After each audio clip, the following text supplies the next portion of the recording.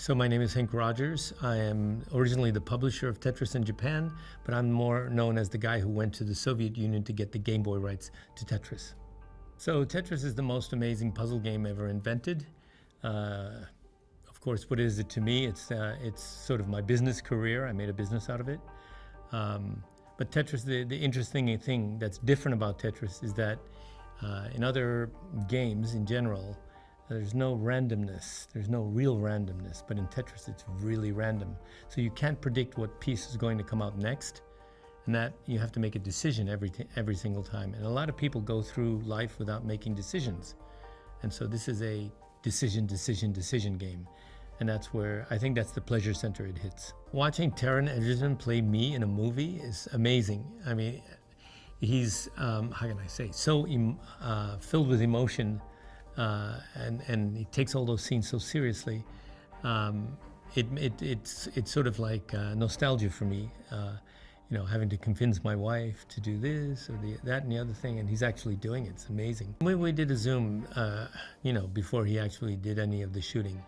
So we did get to interact. What can I say? It's strange watching somebody else be me. He does a pretty good job. That's what I can say.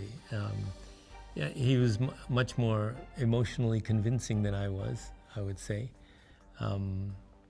There was no acting involved when I went to Moscow or when I deal with my family, my wife. There's no acting involved. And yet there's like all these extreme emotions. So watching, I watched him do a scene yesterday or day before yesterday. It was fun to watch.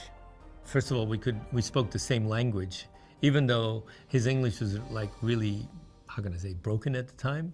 I was pretty good at speaking English as a second language, or speaking to people that spoke English as a second language. Having lived in Japan all those years with, dealing with people who barely spoke English.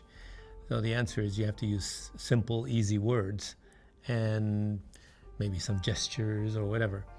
But we really didn't have a problem communicating. We didn't have language per se, but we were able to communicate. It's really hard to communicate what really happened.